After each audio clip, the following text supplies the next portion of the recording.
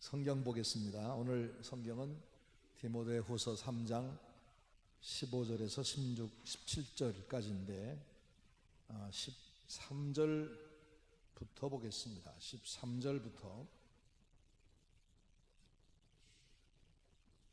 13절 말씀은 오늘 이 시대의 상을 말하고 14절은 그런 가운데 살고 있는 우리의 자세가 어떠해야 하는가를 말하고 15절 말씀부터는 성경에 대한 말씀이기 때문에 13절부터 보겠습니다. 다 같이 시작. 악한 사람들과 속이는 자들은 더욱 악하여져서 속이기도 하고 속기도 하나니 그러나 너는 배우고 확신한 일에 거하라. 너는 내가 누구에게서 배운 것을 알며 또 내가 어려서부터 성경을 알았나니 성경은 능히 너로 하여금 그리스도 예수 안에 있는 믿음으로 말미암아 구원에 이르는 지혜가 있게 하느니라.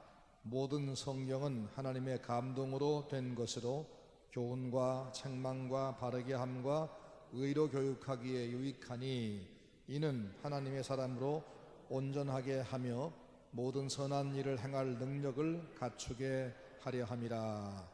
아멘. 오늘 몇 번째 시간이죠? 네 번째 시간인 것 같아요. 네 번째 시간입니다. 오늘 3장 성경의 목적과 중심 주제, 조금은 쉬운 내용입니다. 우선 지난번에 배운 것들을 기억을 하시는지를 정리해 보겠습니다. 종교는 두 가지 종류가 있다고 했습니다. 무엇과 무엇이 있다고 했죠? 사색 종교와 계시 종교가 있다 그랬습니다. 사색 종교는 어디서 나왔을까요? 사람의 생각에서 나왔습니다. 사람의 경험에서 나왔고요. 그러니까 사색 종교가 가르치는 것은 사람들에게 공감이 갈까요, 안 갈까요? 아주 잘 갑니다. 아주 쉽게 이해가 됩니다. 왜? 사람 생각에 나온 것이니까. 하지만 약점이 있는데 그게 뭐냐면 확신이 없다는 겁니다. 확신이 없다는 겁니다. 기반이 사람의 머리에서 나온 것이기 때문에 그 정도는 남들도 짐작한 거기 때문에 뭔가 더 나온 것은 없습니다. 그래서 사색 종교는 쉽게 이해는 하지만 확신은 없습니다. 사람이 내가 지은 죄를 내가 갚든지 내가 착한 일을 많이 해서 대신하든지 그렇게 해야 죄가 사해지는 거지 어떻게 남이 내 죄를 용서해 주느냐 하는 것은 우리 인간의 사색으로는 이해가 안 되는 일이죠. 그렇죠? 그래서 자기가 착한 일을 많이 해야만 천국에 간다 하는 이 사색 종교의 주장은 공감이 갑니다. 하지만 사람이 한 말이기 때문에 그건 누구도 보장을 못합니다. 확신이 없는 겁니다. 믿어봐야 소용없고 허망한 일입니다. 또 기도를 내가 들어주마 그게 약속한 신이 약속한 말씀 자체가 없으니까 내가 이 기도를 해도 신이 정말 들어줄까? 이 확신이 없는 겁니다. 허공을 치는 기도 하는 거죠. 그래서 사색 종교는 이해는 쉽게 되는데 확신은 없을 수밖에 없다. 왜? 사람의 머리에서 나온 거기 때문에. 하지만 계시 종교는 어디서 나왔습니까? 하나님이 하신 말씀에서 나왔습니다. 절대자가 자기를 소개하고 당신의 뜻을 계시하고 이렇게 믿어라 그럼 내가 구원을 주겠다 하셔서 거기서 나왔습니다. 인간에게 나온 게 아닙니다. 그래서 그분의 말씀은 우리가 이해하기가 쉽지 않은 부분이 있습니다. 오해가 될 수도 있습니다. 2000년 전에 죄인의 노명을 쓰고 죽은 십자가의 예수를 오늘 내가 믿으면 내 죄가 용서가 된다. 이게 인간의 머리로 이해가 됩니까? 그래서 성경은 이해해야 구원된다고 말씀하지 않고 믿어야 구원된다고 말씀하죠. 이해할 수 있는 차원이 아니기 때문입니다. 인간의 경험에서 나온 것이 아니기 때문에 이해가 불가능해요. 이해가 불가능해요. 아무도 공감할 수가 없어요. 하지만 약속하신 분, 이것을 한 번 한 게 아니라 수천 년 전부터 미리미리 약속하고 그것을 계속 성취해 가신 그 하나님이 다 완성까지 다 만드신 다음에 자 이제 믿어라 그렇게 해서 하시니까 우리는 그 확신이 생기는 겁니다. 그래서 기독교 신앙은 머리로 믿는 것이 아니고 하나님이 우리에게 하신 말씀을 감사함으로 받아들여서 믿는 겁니다. 사람이 마음으로 믿어 의에 이르고 입으로 시인하여 구원에 이른다. 고린도서 1장에 보면은 사람이 자기 지혜로 하나님을 알 수가 없기 때문에 전도에 미련한 것으로 이해하는 사람들을 구원하기를 기뻐하셨다? 아니죠. 믿는 자들을 구원하기를 기뻐하셨다라고 있습니다. 자, 그러면 하나님 그분께서 계시하신 계시를 집대성해 놓은 책이 있는데 그게 뭐라고요? 성경입니다. 성경은 누가 총감독해서 기록하겠다고요? 하나님께서 시나리오를 미리 쓰시고 거기에 맞는 배역들을 골라서 세우고 그들의 그 연기 지도까지 하시고 그것을 다 찍어서 그것을 편집해 가지고 영사기에 놓고 틀어주면 한 편의 영화가 쫙 나오는 거죠. 근데 그게 다 여러 배우가 동원되고 여러 스태프들이 동원됐지만 결국은 그 작가와 그 다음에 감독이 한 거라고요. 근데 감독과 작가가 일치할 경우, 한 분일 경우에 더더욱 그렇죠. 성경은 전체가 하나님의 말씀입니다. 그래서 성경을 우린 전혀 스스럼 없이 성경은 하나님의 말씀이다 라고 말하는 겁니다. 따라하겠습니다. 성경은 하나님의 말씀이다. 하나님이 배역을 고르고 그들의 대사를 다 써주고 총감독해서 그래서 하나님의 말씀을 우리에게 주셨다. 이걸 뭐라고 무슨 영감이라 그런다고요? 유기적 영감.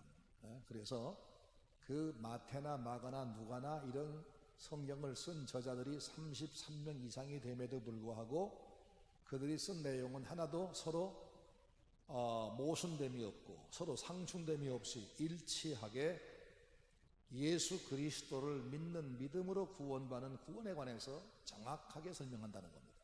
창세기에서부터 요한계시록까지 한 분이 하지 않고는 있을 수 없는 일이에요.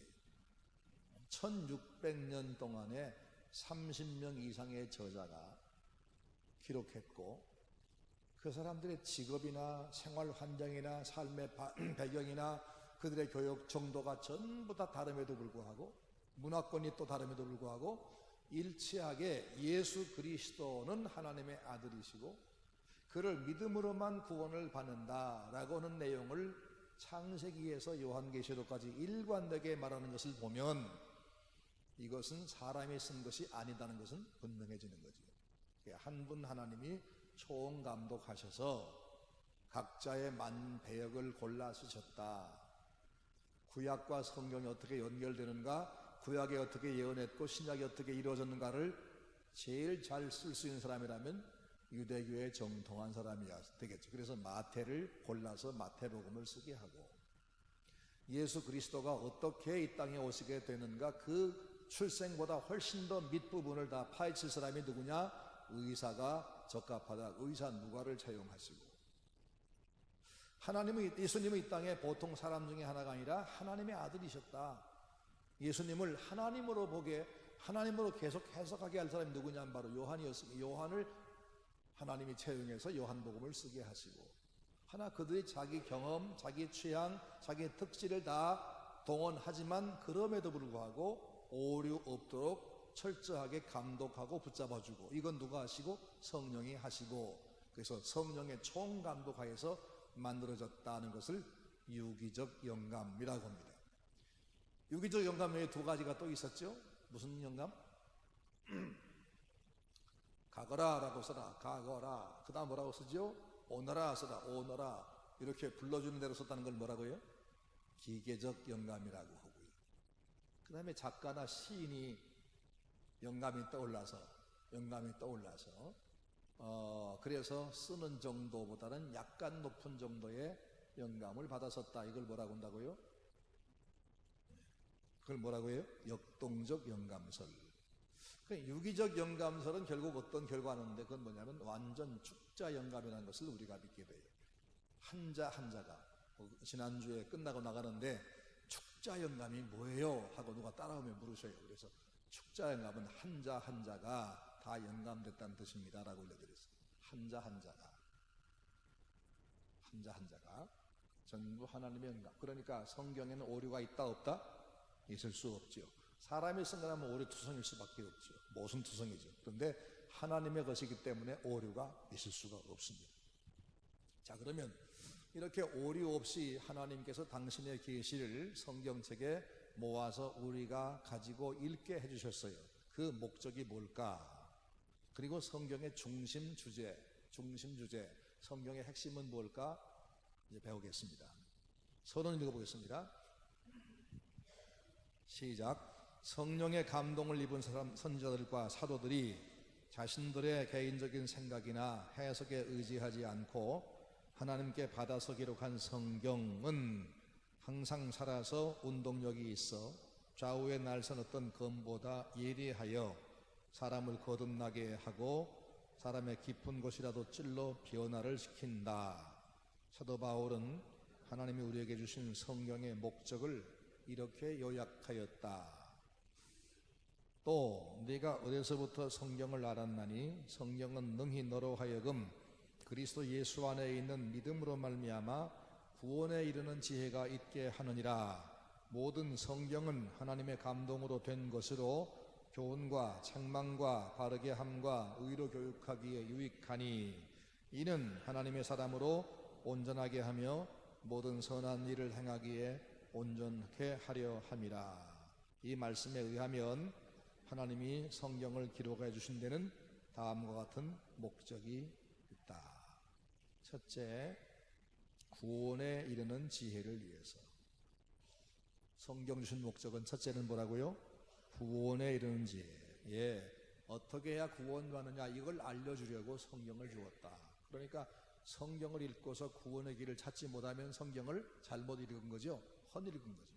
성경 읽으면서 거기서 시나 찾고 역사적인 흔적이나 찾고 혹은 어떤 법률적인 근거나 찾고 그런 것도 있습니다. 성경 속에는 법률 중에 법률이 있고 시 중에 시가 있고 그다음에 사람들이 세상의 역사에서 이미 다 지워져 버린 그 역사에 아주 굉장히 중요한 비밀들이 성경에 남아있고 하기 때문에 역사적인 자료를 구하는데도 일조할 수 있고 문학하는데도 굉장히 좋은 바탕이 되고 국회의원이 법률 제정할 때 성경을 참고할 수 있지만 성경은 그러려고 주신 책은 아니다. 중요한 것은 구원을 얻기 위한 책이라는 겁니다. 읽어보겠습니다. 예수가 그리스도이심을 믿어 구원에 이르는 지혜를 얻게 하려는데 그 첫째 목적이 있다. 성경은 우리로 그리스도 예수를 믿게 하고 믿어 구원에 이르게 해준다. 성령의 주요한 사역이 생명을 새롭게 하고 풍성히 하는 것인 바 성경은 성경을 통하여 예수 그리스도를 증거함으로 성도들을 생명으로 인도하고 그 풍성한 생명을 누리게 하는 것이다.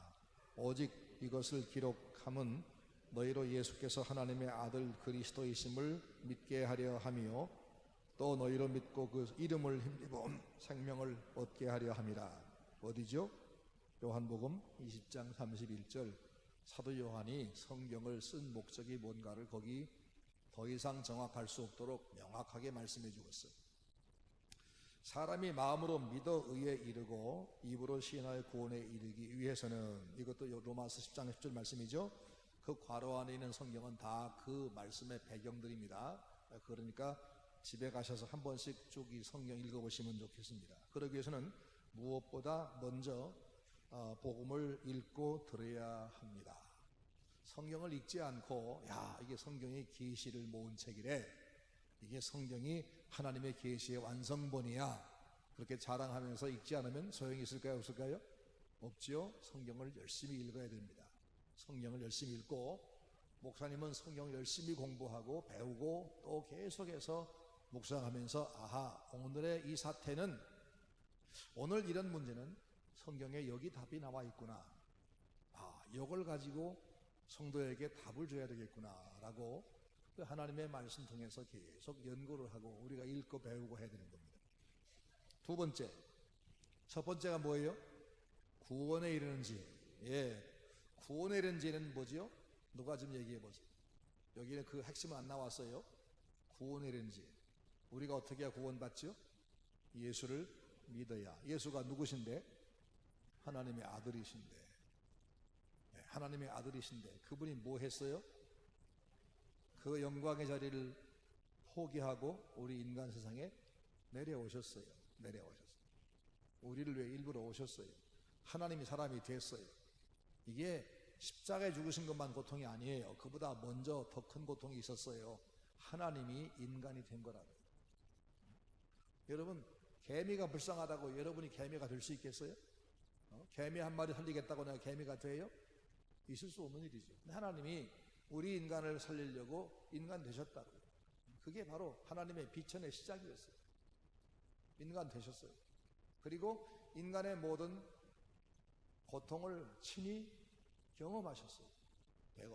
배고파도 보시고, 잠 오는 경험도 하시고, 슬픔도 겪으시고, 눈물도 흘리시고, 이 모든 것이 다 죄 때문에 그렇게 된 것을 주님은 통감하셨어요. 그리고 그 죄를 없애기 위해 당신이 그 죄짐을 짊어지고 대신 죽으셨어요. 그래서 우리의 구주가 되셨어요. 우리 짐을 대신 짊어진 유일한 우리 구주가 되셨어요. 세상의 인류를 위해서 인류의 죄짐을 대신 지시러 오겠다고 약속된 이도 예수밖에 없고, 실제로 오신 분도 그분밖에 없고, 실제로 죽으신 분 그분밖에 없어요. 유일한 구주가 예수라고. 그 예수를 내가 알고 그분을 나의 구주로 내 마음에 믿는 것. 믿되 어떻게 믿는다? 지난 성찬식에 말씀했죠. 어떻게 믿어요? 음식을 먹듯이. 음식을 먹으면 어떻게 합니까? 내 앞에 눈앞에 보는 것이 아니라 입속에 집어넣는 거죠. 위장으로 넣는 거죠. 그래서는 예수님 내 안에 모시는 거죠. 그렇게 믿으면, 그러니까 믿음이라는 것은 그냥 건성으로 나 믿어 해보는 게 아니에요. 예수를 내 안에 모시는 거예요. 그럼 구원받는 거예요. 바로 그 얘기를 해주려고, 그걸 알게 해주려고 성경을 썼다는 겁니다. 두 번째, 믿음 생활의 교훈을 위해 읽어봅니다. 시작. 성경은 우리의 창조주요 구원자인 하나님을 어떻게 믿어야 바로 믿고 섬기는 것인가를 잘 가르쳐 준다. 모든 성경은 하나님의 감동으로 된 것으로 교훈과 책망과 바르게 함과 의로 교육하기에 유익하다. 성경은 우리의 신앙과 생활에 대한 정확무한 유일의 법칙으로 제공해 주신 것이다. 예, 하나님은 전능하신 분이죠. 스스로 계신 분이니까 그분은 변함도 없으십니다. 이번에 그 세월호 참사 사건의 배후에 누가 있다고 들으셨죠? 유병원이라는 그 구원파의 교주가 있다고 들었지요. 내가 보기에 틀림이 없습니다. 그 사람들이 한 짓이 맞는데 그 사람이 아해라는 그 예명으로 사진을 찍어 하는데, 내가 그 사람 사진을 보니까 내 것만 못해요. 나는 한 40년을 찍었습니다. 그리고 그 우리나라에서 카렌다 만드는 회사에서 제 사진을 사가지고 카렌다들 만들고 그렇게 해서 제가 프로가 되면 돈도 벌 수 있는 사람입니다. 근데 그거 안 하지요. 근데 내가 볼 때 그분 사진은 뭐 수준이 상당히 미약합니다. 그런데 그런 사진 하나를 뭐 몇천만 원씩 팔았다고 그래요. 자기 그 연결된 회사에다가 그 돈 빼가는 수단입니다. 그게. 예? 그 수탈하는 방법이죠. 이런 식으로 했습니다. 근데 그 이름을 뭐라고 한다고요? 자기 예명을 아해. 아해가 뭐예요? 우리 옛말에 어린아이를 아해라고 불렀는데 그 말이 아니고 야훼. 구약 하나님 이름이 야훼잖아요. 야훼. 그렇게 속인 겁니다. 하나님, 자기 하나님이라고 암시를 주는 겁니다. 뭘로 알 수 있느냐? 그 아들이 책을 썼습니다. I am who I am. 나는 스스로 있는 자다라는 책을 썼습니다. 뭔 얘기죠? 그게 다 그 얘기입니다. 자기들이 하나님이라는 겁니다. 무시무시하지요? 바로 그런 종교적인 이게 지금 작당입니다. 선장이 구할 수가 없었을까요? 있었습니다. 일부러 안 구했습니다. 뻔한 겁니다. 무시무시한 이 음모가 있었습니다. 무슨 뭐 정부가 국정원이 그래서 그런 게 아니라 그들이 종교적으로 지금 이 사람들을 희생시킬 각오에 있습니다. 난 그렇게 생각되더라. 왜? 그 이름에서, 그 책 쓴 거에서, 과거에 해왔던 것에서. 옛날 오대양 사건도 있었죠? 무고한 사람 34명을 그냥 목 졸라 죽였습니다. 얼마나 무서워요. 근데 그들이 감히 뭐라고 합니까? 나는 스스로 있다. I am who I am. 난 스스로 있다. 그런 분이 누구밖에 없죠? 하나님밖에 없어요. 하나님 한 분만 스스로 계신 분입니다. 스스로 계시단 말은 누가 만들었지 않다, 누가 만든 이가 없다, 나은 이도 없다. 그분이 처음부터 계셨다 그 말입니다. 처음부터 계신 분은 세월이 가도 변하지 않습니다. 가물어도 먹을 게 없어도 그분은 음식이나 물에 의존하지 않기 때문에 변하지 않습니다. 그래서 그분의 말씀도 변하지 않는 겁니다. 따라서 그분의 말씀은 정확무오할 수밖에 없는 겁니다. 하나님의 계시는 그래서 무오한 겁니다. 그리고 그 무오한, 우리를 창조한 분의 무오한 설명서인 성경은 우리의 신앙과 생활의 유일한 법칙일 수밖에 없는 겁니다. 이 하나님 말씀 외에는 우리가 믿을 길도 누구도 말할 수가 없고, 우리가 살아갈 바른 방법도 누구도 말할 수 없는 겁니다. 왜? 똑같은 사람이 누가 남에게 조금 고쳐올 수 있겠지만 인생의 바른 길은 우리가 말할 수 없는 거죠. 하나님만, 우리를 창조한 분만 말씀할 수 있는 겁니다. 그래서 성경은 우리의 신앙과 생활의 유일한 법칙입니다. 3번, 하나님의 사람으로 성숙하게 하기 위해서. 읽어봅니다. 시작. 성경을 통해서 하나님의 사람을 온전하게 하며 성숙하게 하려고 성경을 우리에게 주셨다. 하나님의 성경을 주신 목적은 신앙과 생활의 바른 규범을 가지고 훈련하여 하나님의 사람답게 인격과 신앙이 성숙하여 그리스도의 장성한 분량이 충만한 데까지 자라나게 하여 하나님 나라의 온전한 시민이 되게 하려는 것이다.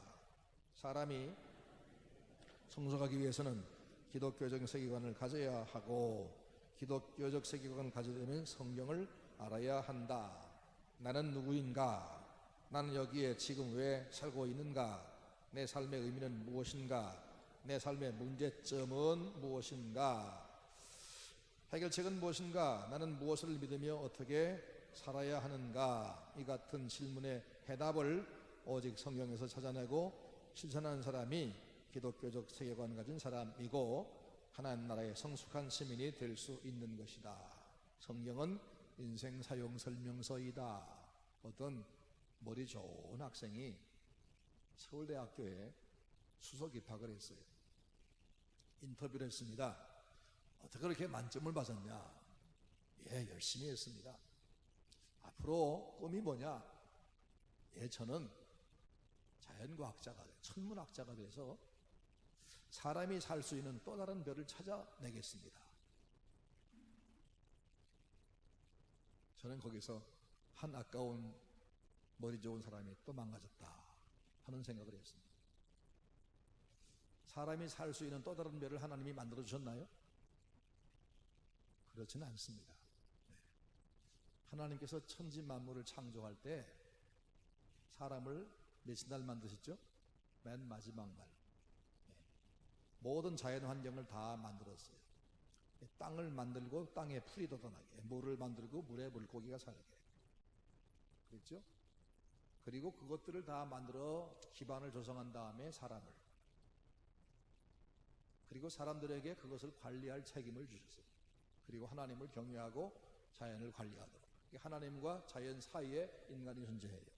인간은 하나님과도 교제할 수 있고 자연과도 교제하는 그런 존재입니다. 그래서 자연과 어울려 살 수 있는 몸을 주셨고 하나님과 교제하는 영혼을 주셨습니다. 이 영혼을 가진 존재는 세상에 인간밖에 없습니다. 그리고 저 하늘의 별들은, 다른 태양계는 이 지구의 사람들에게 살아갈 환경들, 사람들의 삶의 바탕이 되는 환경들, 이것들을 위해서 주신 겁니다. 달이 멀어졌다 가까워졌다 조수간만이 생기고 그것 통해 바다의 생물들이 살 수 있는 그런 그 해류가 생겨나고 거기에 모든 생물들이 사는 겁니다. 태양이 뺑뺑 돌므로써 낮과 밤이 생기고 그래서 세상에 이 지구상의 생명들이 살아갈 수 있게 한 겁니다. 하나님은 지구를 중심으로 만드셨습니다. 만약에 지구 외에 또 다른 별이 있다면 하나님은 아들을 또 한 분 보내서 거기 또 죽게 하셔야 될 것입니다.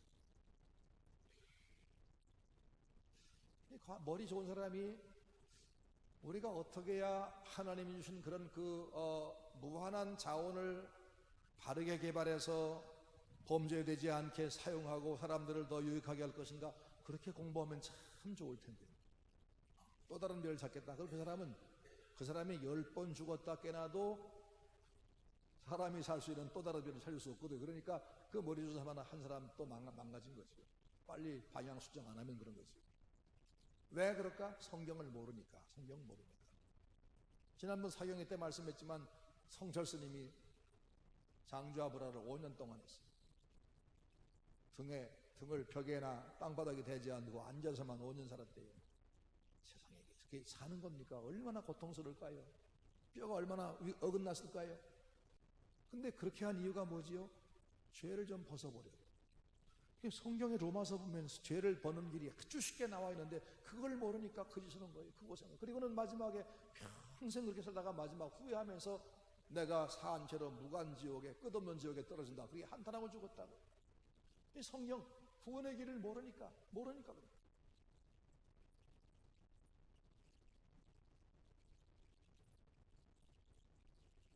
하나님의 사람, 하나님이 지으신 인간으로서 성숙하려면 성경을 읽어야 돼요. 저는 핸드폰을 상당히 잘 활용합니다. 한번 사면 그걸 하룻밤 밤새도록 읽어서 좌간 매뉴얼을 다 읽어버립니다. 읽어가지고 아하 이거구나 그렇게 하고 씁니다. 그러니까 누구보다 제가 잘 활용합니다. 나이가 지금 많지만 30대 정도는 제가 씁니다. 근데 그 매뉴얼 읽어보지 않고 설명서 잘 안 읽어보면은 그거 아무리 오래서도 그 기능의 3분의 1도 못 씁니다. 3분의 1도 못 씁니다.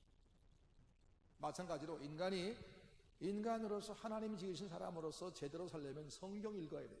그 인간다워지라고 인간 하나님이 만드신 그 본래 그 고귀함을 지니고 살아가라고 성경을 주었다는 것이 세 번째입니다. 네 번째, 선한 일을 온전케 하려고. 시작.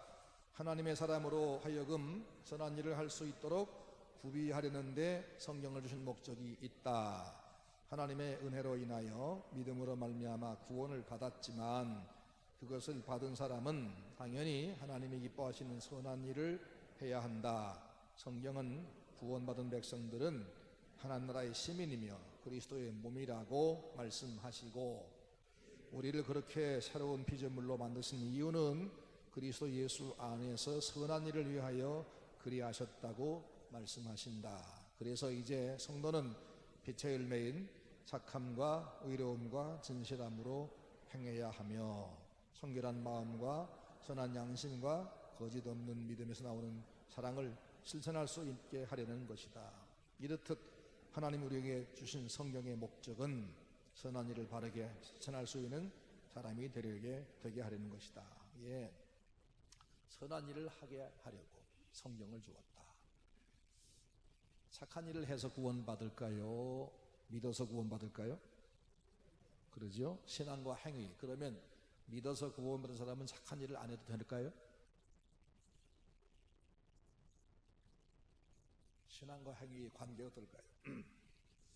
믿음이 중요해요? 행위가 중요해요? 둘 다 중요합니다. 네. 야고보서는 뭐라고 말하죠? 행함이 없는 믿음을 내한테 한번 내가 보여봐. 난 믿음으로 내 행위로 믿음을 보일 테니까. 그러면서 행함이 없는 믿음은 그 자체가 죽은 것이라고 그랬다고. 행함으로 구원받지는 못합니다. 그러나 믿음으로 구원받은 사람은 행함을 가져야만 되는 겁니다. 그 믿음으로 구원받은 사람이 행함을 갖추기 위해 주신 책이 뭐라고요? 성경이라는 겁니다. 그 다음에 다섯 번째, 기도를 통한 하나님과의 교제를 위해서. 읽어봅니다. 시작. 기도는 믿음의 어떤가는 훈련이요 살아있는 믿음의 자연스러운 표현이다. 또한 기도는 성령을 들이마시고 죄악을 내뱉는 호흡이요 하나님의 은혜를 체험하고 확신케 하는 사랑의 안전띠이며 하나님의 신령한 복을 창고를 여는 만능 열쇠이다. 이 기도를 위한 지침을 주셨는데 바로 성경이다.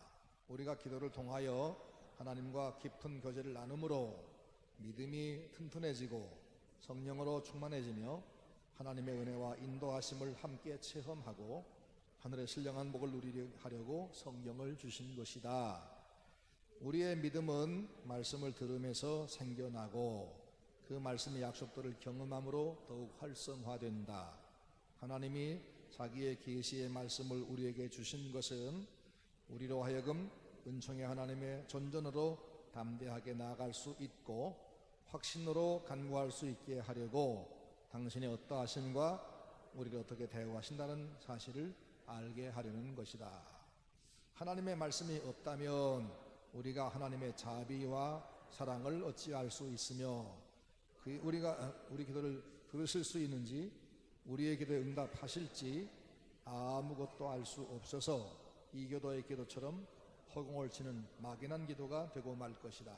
그러나 말씀을 통하여 당신이 인격적 신이요 간구를 마치기 전에 응답하시는 우리 아버지이심을 확신하고 담대하고 간절하게 기도하도록 기도의 문을 활짝 열어주신 행위인 것이다.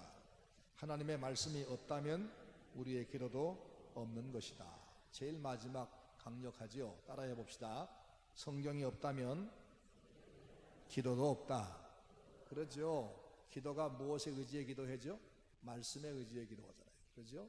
하나님이 우리 아버지가 아니고 우리를 아주 몹시 미워하는 분이라 그러면 우리가 기도해봐야 국물도 없죠. 국물도 없죠. 기도하러 왔다가 벼락 맞으려고요. 이놈아 네가 지은 죄가 얼마나 많은데 감히 와서 기도해 하고 벼락을 탁 던지시면 우리는 박살나는 거지요. 근데 하나님은 어떤 분이셔요? 우리를 불쌍히 여기시는 아버지. 그러죠? 불쌍히 여기는 아버지. 성경에 하나님이 우리 아버지라고. 또 우리가 구하기 전에 우리가 구하는 것을 우리 형편을 먼저 다 아신다 그랬죠. 너희는 먼저 그의 나라와 그의 의를 구하라. 너에게 있어야 할 것을 하나님 아버지가 미리 아시느니라. 아시느니라. 우리의 형편을 아시는 하나님, 그리고 그분께서 구하라, 찾으라, 두드리라 명령하신 하나님.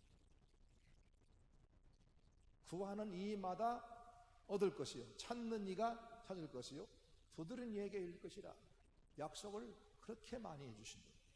이 하나님의 말씀이 없다면 기도가 있을 수가 없지요. 하다 말겠지요. 하다가도 큰일 나겠지요. 그런데 하나님이 우리에게 이 성경을 통해서 하나님이 누구신지, 얼마나 우리를 사랑하시는지, 우리 기도를 얼마나 반가워하시는지, 어떻게 응답하시는지 구체적으로 약속하고 보여주시기 때문에 말씀 때문에 기도하는 겁니다. 아셨습니까? 말씀 때문에. 다음 크게 두 번째, 그러면 성경의 중심 주제가 뭐냐? 세 가지가 있는데 첫째는 예수님이 중심입니다. 성경의 중심은 예수. 따라합시다. 성경의 중심은 예수님이다. 예, 읽어봅니다. 성경은 사람이 하나님에 대하여 무엇을 믿을 것인가 하는 것과 하나님이 사람에게 대하여 어떻게 살기를 원하시는가 하는 것을 가르치고 있으며 이로써 영생 곧 구원을 누리고 하나님께 영광을 돌리며 그를 즐거워하는 삶이 무엇인가를 보여준다. 그러기에 성경은 본질적으로 구원의 책이다. 결코 철학이나 과학을 다룬 책이 아니요 역사책도 아니다. 성경은 구원의 책이요 구원은 하나님과 사람 사이의 중보요 화목제물이신 예수 그리스도를 믿음으로 얻는 하나님의 선물이다. 따라서 성경의 중심 주제는 당연히 그리스도이다. 예수님 자신이 말씀하신 대로 모든 성경이 그리스도를 증거하는 것이요. 거기 중요하니까 중요하니까 한번 읽어보겠습니다. 요한복음 5장 39절 찾아볼까요? 요한복음 5장 39절 외울 수 있으면 누가 외워보세요. 시작. 너희가 성경에서 영생을 얻는 줄 생각하고 성경을 상고하거니와 이 성경이 곧 내게 대하여 증거하는 것입니다. 그렇죠? 자, 폈습니다. 다시 시작. 너희가 성경에서 영생을 얻는 줄 생각하고 성경을 상고하거니와 이 성경이 곧 이 성경이 곧 누구에 대해서? 예수에 대해서. 예수님 말씀하신 그 당시 성경은 구약 성경일까요? 신약 성경일까요? 구약 성경이죠. 구약 성경. 구약 성경도 전부가 다 누구에 대한 얘기다?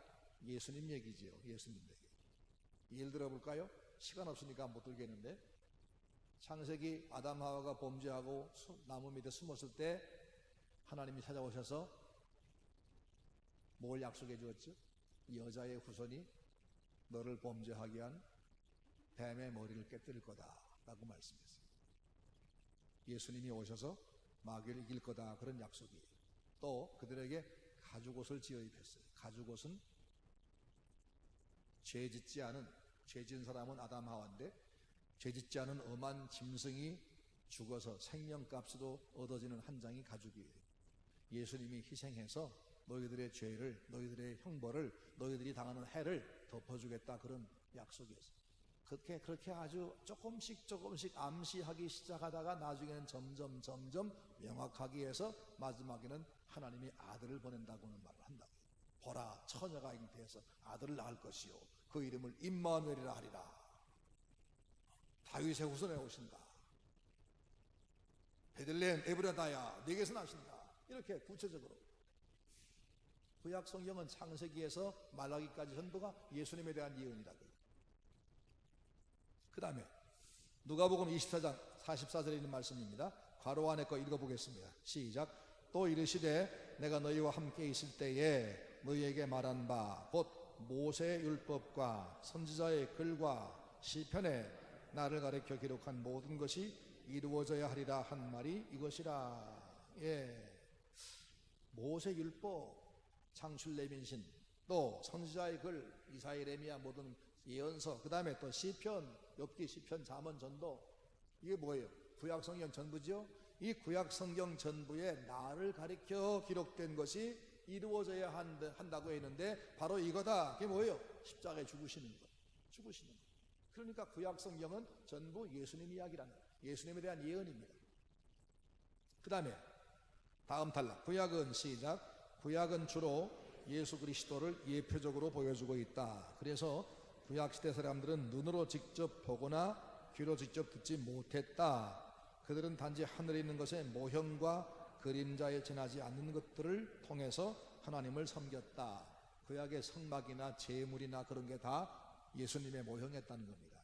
성막도 모형이고요, 제단도 모형이고요, 제물도 모형이고요, 유월절 어린 양도 모형이고요, 전부가 예수님 모형이었습니다. 그래서 히브리서 1장 1절에 옛적에 우리 선지자들로 뭐라 했어요? 우리 여러 부분과 여러 모양으로 우리 조상들에게 말씀하신 하나님이 이 모든 날 마지막에는 직접 누구 보내셨어요? 아들을 보내서 아들로 우리에게 말씀했으니.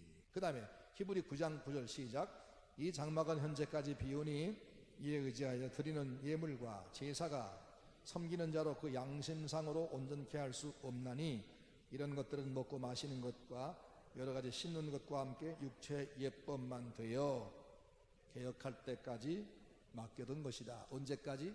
개혁할 때까지, 본체가 오실 때까지 그림자로서 역할을 했을 뿐이다.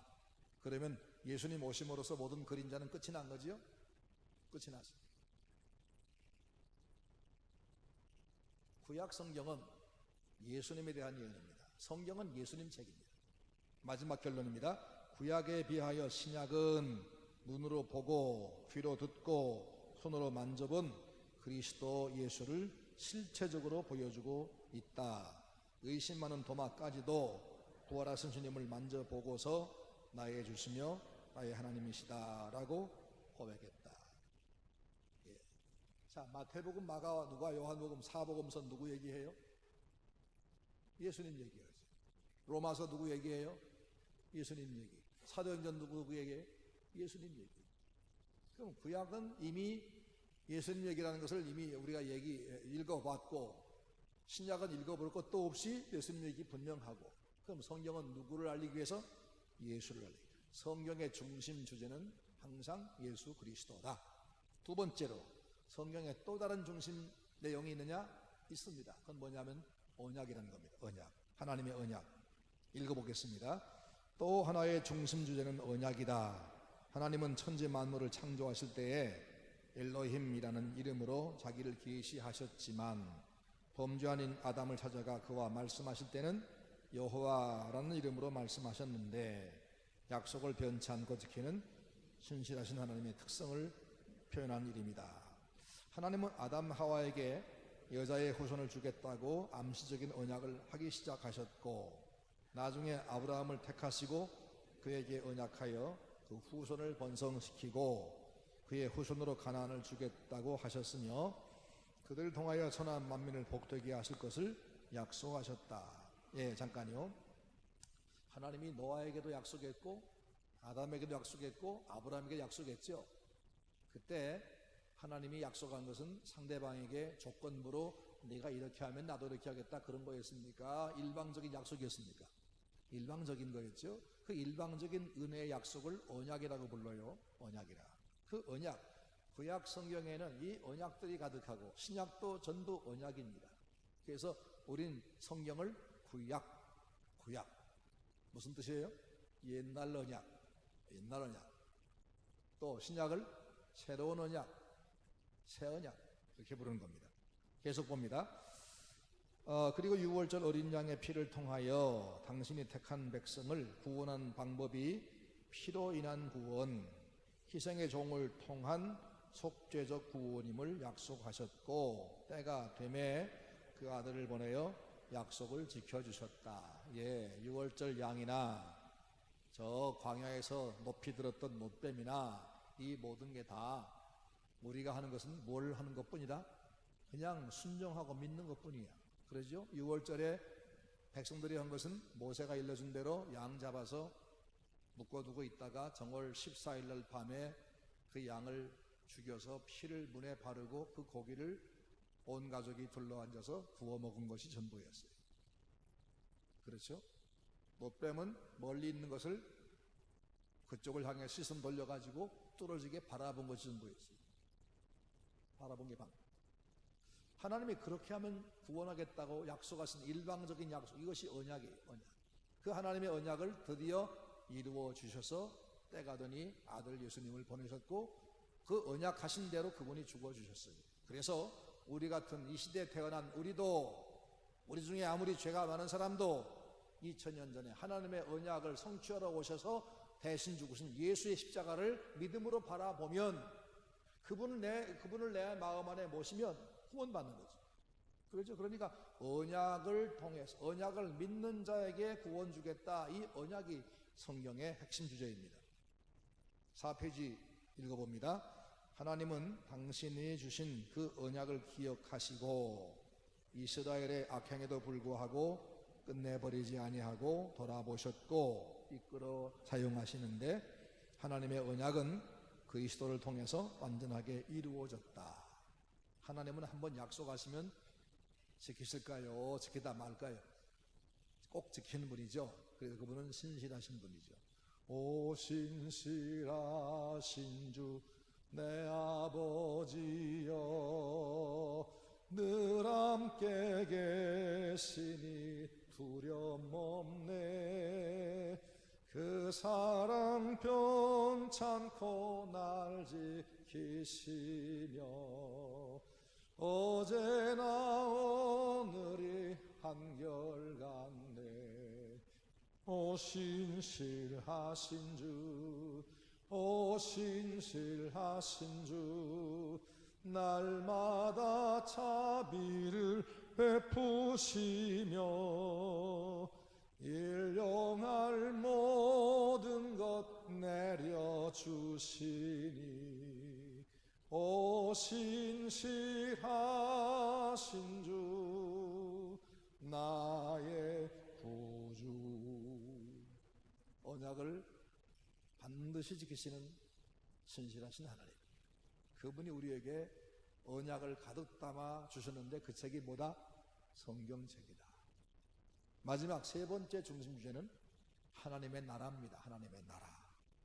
그리고 다른 하나는 하나님 나라이다. 읽어봅니다. 시작. 세례 요한과 예수님께서 복음을 전하시기 시작하실 때 외쳤던 첫 마디가 가까웠니라 했다. 그리고 주님은 저들에게 그의 나라와 그의 의를 구하라고 하셨다. 하늘과 땅의 모든 권세가 주님에게 있고 그가 세토록 살아서 사망과 음부의 권세를 가지고 계시며 세상 나라가 우리 주와 그리스도의 나라가 되어 그가 세세토록 왕노릇 하시리라. 할렐루야.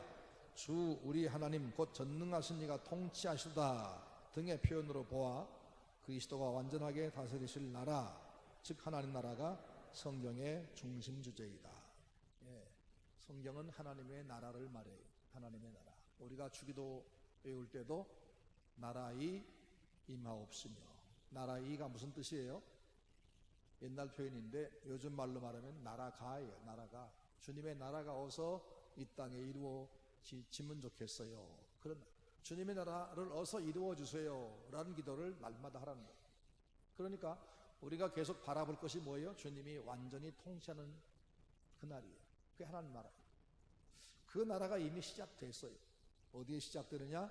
예수 믿는 성도의 마음속에, 예수님의 말씀대로 순종하는 그 가정에, 주님의 몸 노릇을 제대로 하는 그 교회에 주님의 나라가 부분적으로 지금 이루어졌어요. 그 나라는 확대돼야만 해요. 그래서 온전히 주님에 의해서 통치되는 그런 세상이 왔을 때 그게 하나님의 나라가 완성되는 것이죠. 그러니까 하나님의 나라는 이미 시작됐지만 아직 완성은 아니죠. 임의와 완성의 사이, 임의와 완성의 사이에 지금 우리가 있는 거예요. 하나님의 나라, 성경은 계속 그분이 완전히 통치하실 때, 그의 원수가 완전히 다 꺾이고 다시는 더 이상 성도를 방해하지도 못하고 성도가 더 이상 범죄해서 그분 뜻을 거스리지 아니하고 철저하게 하나님의 통치를 받게 되는 그날을 계속해서 말씀해 주고 있어요. 그게 언제일까요? 하나님의 나라 천국이 이루어지는 거죠.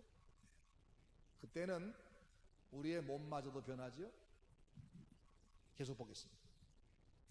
구약 성경도 마찬가지다. 주의 나라는 영원한 나라이니 주의 통치는 대대 이루리이다. 여호와 내 하나님은 영원히 대대 통치하신다 등등해서 얼마든지 하나님 나라의 개념을 볼 수 있다. 구약에도 하나님 나라가 얘기되고 있습니다. 따라서 신구약의 중심 주제는 첫째는 우리 구원자이시며 하나님 나라의 왕이신 예수 그리스도이시고, 둘째는 그가 이루실 하나님 나라이고, 셋째는 그것을 이루실 것을 약속하신 언약이다. 하나님은 자기의 백성들이 그리스도를 통하여 구원을 받고 당신 나라 백성이 되어 영원토록 영생 누릴 것을 성경이 분명하게 약속해 주신 것이다. 아멘. 오늘은 두 가지 배웠어요. 성경의 중심 주제하고 그 다음에 성경을 기록한 목적, 여기까지 배웠습니다. 수고하셨습니다. 기도하고 마치겠습니다. 은혜로우신 주님, 오늘도 이 점심시간을 통해서 성경 말씀을 좀 더 알게 되려고, 또 우리가 믿는 도리를 좀 굳게 세우려고 이 교리 공부를 하게 해주심을 감사합니다. 열심을 다해서 모여 배우는 주의 백성들에게 복을 주시고, 주님의 말씀에 대한 확신을 가지고 날마다 배우고 그 말씀에 의해서 열매를 맺는 하나님 나라 백성다운 생활을 하도록 도와주시기를 원하오며, 이 마지막 때 이단들이 지금 별스러운 악을 더 행하고 있는데 우리가 그들과 대항해서 하나님의 총과 칼로 싸우는 것이 아니라 말씀에 철저하게 순종하는 참 신자로 사는 그런 모습을 보여주고 주님의 참된 나라의 모습을 확장시켜 나감으로 말미암아 이단들이 더 이상 발붙일 영역이 좁아지게 하시고 주님의 나라가 온전히 이루어지게 도와주시기를 원합니다.